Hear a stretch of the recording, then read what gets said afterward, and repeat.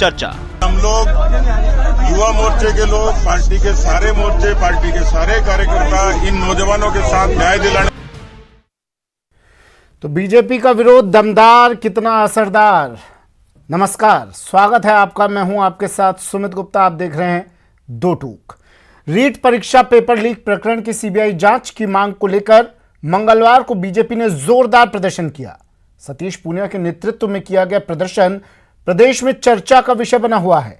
विधानसभा घेराव से जुड़े वीडियोज सोशल मीडिया प्लेटफॉर्म्स पर वायरल हो रहे हैं, चर्चा हो रही है इन पर। बीजेपी ने प्रदर्शन के जरिए कई संदेश देने की कोशिश की है। हालांकि कांग्रेस ने बीजेपी के सफल प्रदर्शन के दावे को खारिज कर दिया है। यह प्रदर्शन कितना कामयाब रहा? क्या बीजेपी इस प्रदर्शन से अपना मैसेज देने में कामयाब रही? तमाम मुद्दों पर करेंगे चर्चा। हमारे साथ एक गेस्ट पैनल भी रहेगा मौजूद। मेहमान हमारे साथ जुड़ गए हैं, टीवी स्क्रीन पर आपको दिखाई दे रहे हैं। राजेंद्र आर्य जी, कांग्रेस नेता हमारे साथ जुड़े हैं। पंकज जोशी जी, बीजेपी नेता हमारे साथ जुड़े हैं। महेश शर्मा जी, वरिष्ठ पत्रकार हमारे साथ जुड़े हैं। आप तीनों का स्वागत है सर। सबसे पहले पंकज जोशी जी, आपके पास आज मैं आ रहा हूं। इस प्रदर्शन को कितना सफल मान रहे हैं आप?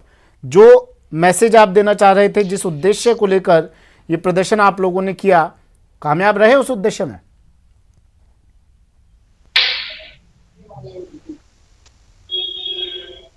केवल भारतीय जनता पार्टी ही नहीं बल्कि जो पूरा प्रदेश ने जो है इसको जो है सराहा। लगातार यदि आप देखेंगे तो अभी जो 2 दिन पहले आपके यहाँ जब चल रही थी तो मैं टीवी देख रहा था, लोगों ने कहा कि भारतीय जनता पार्टी का ये जो विधानसभा घेराव है ये कहां तक उचित है, कहां तक नहीं है।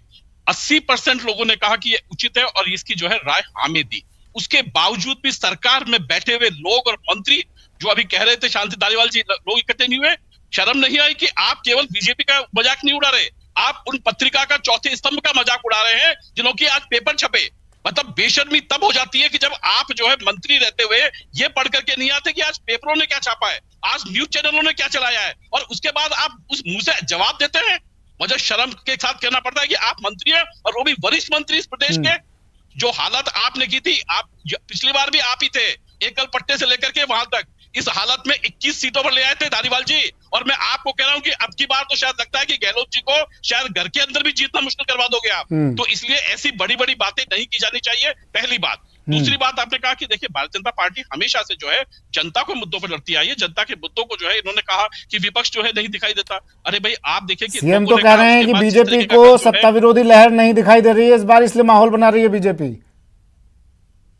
नहीं, देखिए सत्ता विरोधी लहर तो आपको बताऊं कि पिछली बार तो आपने देखा था सुमित भाई के जो है 100 जो घोटाले थे वो 100 के थे, जिसमें ब्लैक पेपर बना था, ब्लैक बुक बनी थी जिसमें 100 थे। अब की बार तो हालत ये है कि जब टाइम बचा है ना, तो आप देखिए कि आरटीआई एक्टिविस्टों की हालत क्या है। कहीं पिटवा रहे हैं, कहीं मरवा रहे हैं, कहीं रेत माफिया को जो चल रहे हैं, कहीं पुलिस पिट रही है, कहीं पुलिस जो है ऐश कर रही है, कहीं जो है बलात्कार हो रहे हैं, कहीं जो है बच्चियों को उठाया जा रहा है, और कहीं इनको आदमी नहीं मिल रहे हैं, और कभी जाकर के खुद के गरीबान में देखने के बजाय लोगों को जो है पकड़ने के लिए पुष्कर जाकर। ठीक है, मैं फिर से लौट रहा हूं आपके पास सर। ओपनिंग कमेंट मैं सबसे ले लेता हूं एक एक। पहले राजेंद्र आर्य जी, बीजेपी का ये दबाव, बीजेपी का ये अभियान, बीजेपी का ये हल्ला बोल, बीजेपी का ये प्रदर्शन कामयाब रहा? किस तरह देख रहे हैं आप इस प्रदर्शन को? सुमित जी, देखिए जहां तक बीजेपी के हल्ला बोल की अभियान की बात है तो इनका अभियान टाइम फिस हो गया।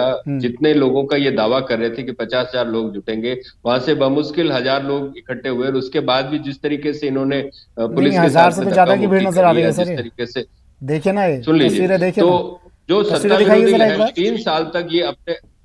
3 साल तक ये किसी भी तरीके का राजस्थान में कोई आंदोलन नहीं कर पाए। केंद्र की सरकार के खिलाफ हमने सत्ता में रहते हुए सबसे ज्यादा भाजपा से अधिक आंदोलन किए। और फिर सबसे बड़ी बात है कि जो यहाँ पर बजट का सत्र चल रहा था, बजट के सत्र के अभिभाषण पर जिस तरीके से विपक्ष ने वाटर कैनन आप काम में ले रहे हैं, जिस तरीके से बैरिकेटिंग आप लगा रहे हैं, पुलिस बल आपने तैनात कर दिया। सुन लीजिए ना मेरे को, आप मेरी बात सुन लीजिए, मैं आपको पूरी बात बता रहा हूँ कि जो मतलब सत्ता विरोधी लहर की बात कर रहे हैं, सत्ता विरोधी लहर राजस्थान में बिल्कुल भी नहीं है।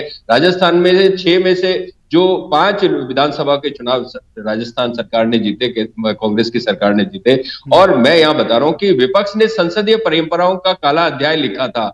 जब पूरा का पूरा प्रश्नकाल को स्थगित करके परसों जब चर्चा करवा ली उस मुद्दे के ऊपर, और जब माननीय मुख्यमंत्री जी राज्यपाल के अभिभाषण पर जवाब दे रहे थे, तब इन्होंने बहिर्गमन किया। तो इनकी राज्य के विकास में कोई रुचि नहीं है, युवाओं को लेकर कोई रुचि नहीं है, युवाओं के रोजगार को लेकर कोई रुचि नहीं है। सरकार रोजगार देना चाहती है, सरकार सख्त कानून बनाना चाहती है, उसके ऊपर इनकी क्यों बेरोजगार प्रदर्शन कर रहे हैं? ये पूरा का आप चाहते हैं रोजगार देना, लेकिन देते नहीं है।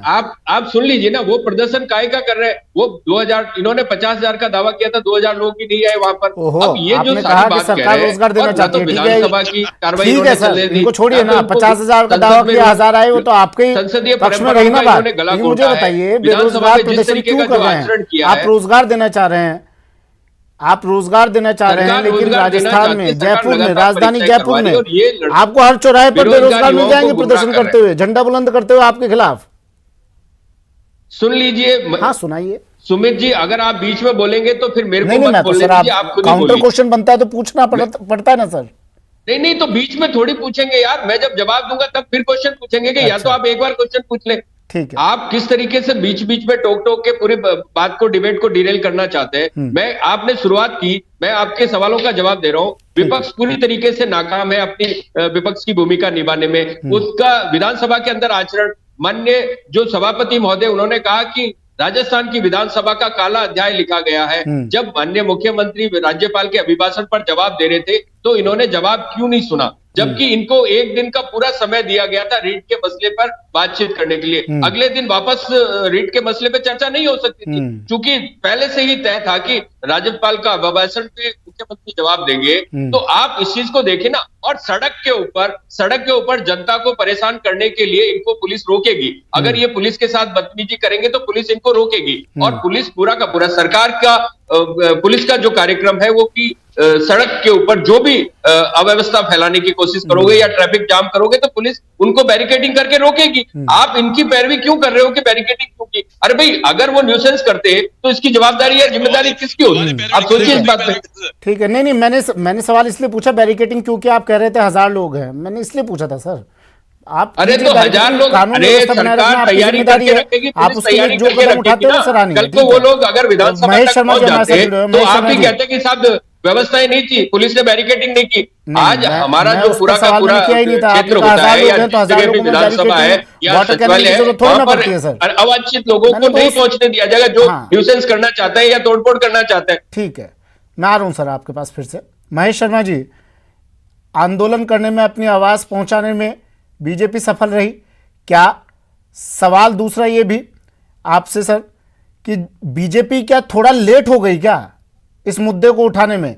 किरोड़ी लाल मीणा प्रदर्शन कर रहे थे, तब उनके साथ कोई नजर नहीं आ रहा था, अब अचानक से बीजेपी आती है लाओ लवाजमे के साथ। महेश शर्मा जी, महेश शर्मा जी आवाज सुन पा रहे हैं आप मेरी? चलिए, आवाज नहीं पहुंच रही उन तक, मैं फिर से कनेक्ट होने की कोशिश करूंगा। पंकज जी, थोड़ा देरी हो गई क्या इस मुद्दे को उठाने में?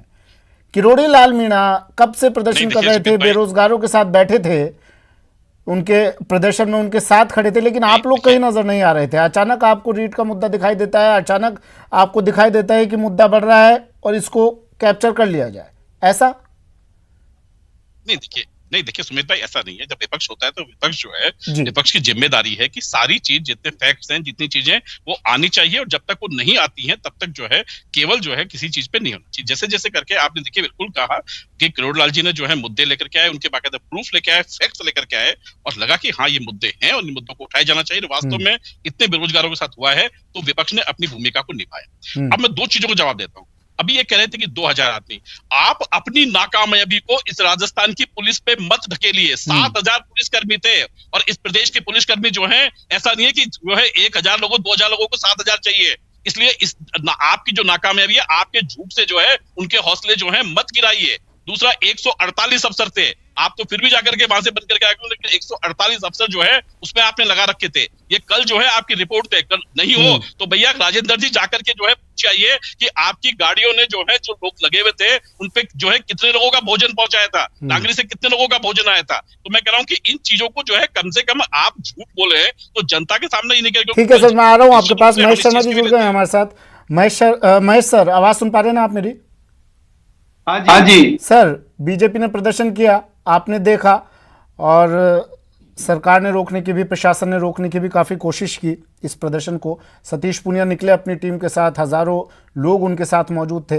क्या ये प्रदर्शन सिर्फ एक राजनीति या फिर वाकई बीजेपी बेरोजगारों के मुद्दे उठाना चाह रही थी, या अब एक मुद्दा मिल गया है बैठे बैठाए?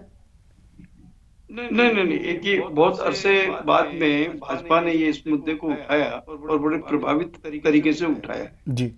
लेकिन मैं एक बात चाहूंगा कि जिस तरह से मतलब क्या कहता हूँ उठाया है, लेकिन उसमें इनके जितने भी विभिन्न गुटबाजी जो है वो सामने भी आई है जी।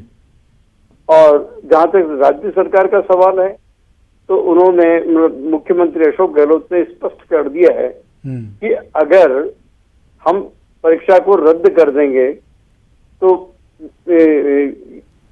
बेरोजगारों की होगी और 62,000 नियुक्तियां नहीं हो पाएगी।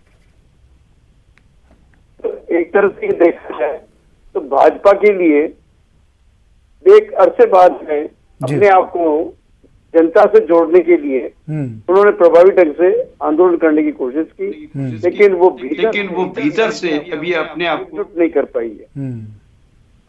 पंकज जी, क्या सरकार पर दबाव बनाने में आप इस प्रदर्शन के बाद सफल रहेंगे? पहला सवाल ये। दूसरा ये कि कुछ लोग आपके इस प्रदर्शन से, इतना बड़ा आपने प्रदर्शन किया, इतनी बड़ी आपने रैली निकाली, विधानसभा घेराव किया, उस प्रदर्शन से कुछ प्रमुख चेहरे गायब रहे, तो ये गलत मैसेज तो नहीं दे रहा है ना सर? तो जो अभी महेश जी ने कहा कि खुद जो हैं जिनकी बात कर रहे हैं, देखिए वो जयपुर में नहीं थे और बाहर अपने किसी काम से थे, पहली बात। सर सवाल तो ये पूछे जाएंगे ना, एक दिन पहले ही जयपुर से बाहर निकल जाते हैं। बिल्कुल पूछे जाएंगे, बिल्कुल। ये प्रदर्शन 1 घंटे पहले तो फिक्स नहीं हुआ होगा, इसकी प्लानिंग तो पहले से की गई होगी। मैं बताता हूँ। नहीं, देखिए ये बिल्कुल 13 तारीख को प्लान किया गया, 15 तारीख को जो है ये प्रदर्शन किया गया, बहुत अर्लीस्ट किया गया। और यहाँ तक कि आप देखेंगे तो मैं कह रहा हूँ, आप जो बीट्स जो देखते हैं, आप देखते होंगे कि हमारा यहाँ के बहुत सारे लोग जो है यूपी चुनाव से लेकर के सारे जो स्टेडियम चुनाव में गए हुए हैं, इसमें कोई दो राय वाली बात नहीं सर, एक दिन तो रुका जा सकता था। कांग्रेस तो सवाल पूछेगी ना, फिर गुटबाजी पर सवाल उठाएगी कांग्रेस। देखिए एक दिन तो रुका जा सकता था सर। देखिए कांग्रेस उठाएगी, कांग्रेस इसलिए उठाएगी कि कांग्रेस, मुझे बताइए कहाँ पर, कौन से राज्य में है? कोई एक राज्य में चुनाव लड़े तो बात वाला क्या, नहीं बाकी तो देखिए नहीं, हम यूपी को देख रहे हैं, यूपी चुनाव को देख रहे हैं, मैं समझ रहा हूं सर आपकी बात, लेकिन राजस्थान में अपने प्रदेश में जो आंदोलन चल रहा है उसमें तो कम से कम चेहरा दिख जाता। चेहरे है ना, हमारे चेहरों की कमी है क्या? यही लोग बार बार कहते हैं कि इतने सारे चेहरे मुख्यमंत्री के चेहरे नहीं है। और कल तो हद ये हो गई कि कल तो एक गोवा में जो इनके लगातार वो थे, कल गोवा में जो है कुछ दिन पहले वहां जो है एक चैनल ने चलाया और बाकायदा उनके जो है नेशनल एडिटर के रूप में चलाया कि जो है गोवा में जो है इनके किसी व्यक्ति की मुलाकात हुई, उस पर इनके जो है विचार वापस आने लग गए। तो मैं कह रहा हूं कि ये जो हालात हैं, ये हालात जो है हमारी तरफ देखिए, अब तो विपक्ष में है, आपके तो पक्ष के हालत बड़े खराब बने हुए हैं, पहली बात। दूसरी बात, जो अभी राजेंद्र जी कह रहे थे, मैं एक चीज को जवाब और दे दूं। इन्होंने कहा कि जो है, मैं कह रहा हूँ चलो आप हम पे मत मानिए, मीडिया की मत मानिए, जनता की मत मानिए। जिन विधानसभा की बात कर रहे थे उसमें वहां के जो अध्यक्ष थे, उन्होंने कहा कि हमारे को टोकते हुए कहा कि कल आप इस सीट पर आओगे जहां पर आज कांग्रेस है। कौन कह रहे हैं? ये विधानसभा के अध्यक्ष कह रहे हैं। तो भी जो है दिक्कत होगी। तो उनको ये पता है कि हालात जो है, उनको भी पता है कि विधानसभा के अध्यक्ष को भी पता है कि हालात ऐसे हैं कि हमारी स्थिति क्या है, इनकी स्थिति क्या है। अच्छा राजेंद्र आर्य जी, मांग सिर्फ एक है बीजेपी की, सीबीआई जांच। कहां समस्या है सीबीआई जांच करवाने में, क्यों नहीं करवाते हैं आप लोग? सुमित जी मेरी बात सुन लीजिए, मैं आपको कह रहा हूं कि सीबीआई जांच, जैसा कि लोकसभा के अंदर इनके जो सहयोगी रहे हैं हनुमान बेनीवाल, उन्होंने पूछा कि पिछले काफी समय से जो राजस्थान की 37 मामलों की 37 मामलों की सीबीआई जांच दी गई थी, उसमें से 27 मामलों में तो कुछ जांच हुई नहीं। तो आप इस चीज को देखें ना, सीबीआई कौन से मामले की त्वरित गति से जांच कर रही है। और राजस्थान सरकार युवाओं को रोजगार देना चाहता है, करीबन 1,30,000 वैकेंसियां जो 27 मामलों की 62,000 विभाग की वैकेंसियां, 27 मामलों की जांच करवा रहे हैं, तो एक की ओर से ही सर मामला देखिए आप, है ना, बिल्कुल गैर जिम्मेदाराना तरीके से बात मत कीजिए। युवाओं के रोजगार देने की बात हो रही है, पूरे देश के अंदर बेरोजगारी की समस्या है। एनटीपीसी की बात हो, चाहे रेलवे की बात हो, चाहे आपके उसकी ग्रुप डी की परीक्षाओं की बात हो, बिहार के अंदर तमाम लोगों को रोजगार दे दिया। इलाहाबाद के अंदर युवकों पे बर्बरता की जाती है, उसके अंदर कोई भी नहीं बोलता। सरकार ने एक भी रोजगार नहीं दिया। तो आप इस चीज को देखिए ना, राजस्थान सरकार रोजगार देना चाहती है तो आप अच्छा, अगर इसकी सीबीआई जांच होगी तो रोजगार प्रदेश भर के अटक जाएंगे। बिहार के अंदर, यूपी के अंदर, हरियाणा के अंदर, गुजरात के अंदर, दिल्ली के अंदर जो पेपर लीक हुए, क्या उन सारे पेपर लीक की? अच्छा, सवाल ये भी पूछ रही है बीजेपी, सर सुनिए, सवाल ये भी पूछ रही है बीजेपी कि चाबी किसने दी थी उन्हें स्ट्रॉन्ग रूम की? आप बात कर रहे हैं सीबीआई जांच की, मुझे एक बात बताइए, आज तक पूरे देश के अंदर सीबीआई जांच सीबीआई ने जांच की क्या? बीजेपी सवाल की बात मत कीजिए। युवाओं को, माननीय मुख्यमंत्री ने कहा कि ये जो जांच चल रही है उस जांच में सहयोग कीजिए। एसओजी ने पहली बार इस मामले को खोला है, जबकि हकीकत यह है कि ठीक है, पहले कोई भी मुझे बताइए बीजेपी ये भी पूछ रही है कि स्ट्रॉन्ग रूम की चाबी उनके पास आई कहां से? 2014 के स्ट्रॉन्ग रूम की चाबी किसने दी? 2017 के और शायद ये सवाल सदन में पूछा गया तो ये जवाब मिला था कि कलेक्टर ने दी थी, शायद ये सवाल ऐसा भी पूछा था। सर सुनिए तो सही, राजेंद्र राजे जी, पकड़ा गया तो बताओ। पंकज जोशी जी, आप बातें कर रहे हैं, आप पंकज जोशी जी बोलिए। आप कह रहे हैं सीबीआई की जांच करवाता, और मेरे को ये बताओ ना, पहले जो पकड़े गए, जब एसओजी पूरे के पूरे मामले की जांच कर रही है और हर एक मामले को खोल रही है, डीपी जारोली कहाँ है? डीपी जारोली कहाँ है? पूछ रहे हैं, बीजेपी पूछ रही है डीपी जारोली कहाँ है? पूछताछ हुई उनसे? एसओजी ने पूछताछ की उनसे? आप देखिए, जो सवाल बीजेपी को उठाना चाहिए वो आप मत उठाइए। तो मैं पूछ रहा हूँ सर आपसे, डीपी जारोली कहाँ है? आपने उन्हें बर्खास्त कर दिया, कहाँ है वो? आपने पूछताछ की उनसे? पूछताछ हुई डीपी जारोली से? एक सेकंड पंकज जी, मैं सिर्फ एक सवाल का जवाब ले लूं, फिर मैं आपके पास आ रहा हूँ। डीपी जारोली से पूछताछ की आप लोगों ने? पंकज जी एक मिनट, पूरी तरीके से किसी को बख्शा नहीं जा रहा है, कोई राजनीतिक संरक्षण नहीं है, सबका सब बिल्कुल। डीपी जारोली ने बात कही कि राजनीतिक संरक्षण है, डीपी जारोली ने बयान दिया है और उसके बाद वो भूमिगत हो जाते हैं। पूछताछ हुई उनसे, जल्दी से जल्दी जांच होगी। एसओजी ने पूछताछ की जारोली से, डीपी जारोली ने बयान दिया है सर कैमरे के सामने, तो फिर उनको सजा मिलेगी। और आप जवाब दीजिए ना राजेंद्र राजे जी, पूछताछ हुई? सीबीआई का आप जवाब नहीं देते। पंकज जी ठीक है, पंकज जी बोलिए। मैं कह रहा हूं कि भैया डीपी जारोली जी अभी कहां पर है, बाहर क्यों नहीं आ रहे हैं? क्या वो अभी तक मिल रहे हैं कि नहीं मिल रहे हैं? पहली बात, क्या उनको गिरफ्तार करने के अंदर क्या परेशानी है? यदि छोटा सा व्यक्ति होता है उसको आप जाकर के जो है वहां से पकड़ लाए बीकानेर से, जारोली को बर्खास्त कर दिया गया है और उनसे जरूरत पड़ेगी तो एसओजी जवाब पूछ लेगी। आपने उन्हें बर्खास्त किया क्योंकि काम में लापरवाही मिली, लेकिन आपने पूछताछ करना जरूरी नहीं समझा उनसे? एसओजी को जाकर जमा कराए, बाकायदा दर्ज करवाए कोई भी। आपने पूछताछ करना जरूरी नहीं समझा डीपी जारोली से? अरे आपको क्या पता पूछताछ होती है? एसओजी पूछताछ करेगी तो आपसे पूछ। वो तो भूमिगत है सर, एक बात बताइए, वो तो गायब है, पता ही नहीं है उनका। बताना आपको जरूरी थोड़ी है। पंकज जी सीबीआई जांच की आप मांग कर रहे हैं, आपके वक्त पर कई पेपरों में कई परीक्षाओं में गड़बड़ी पाई गई थी। कांग्रेस से सवाल पूछती है कि भाई आपने कितनी सीबीआई जांच करवा दी थी उस वक्त पर, जब आप सीबीआई जांच का झंडा बुलंद कर रहे हैं सर?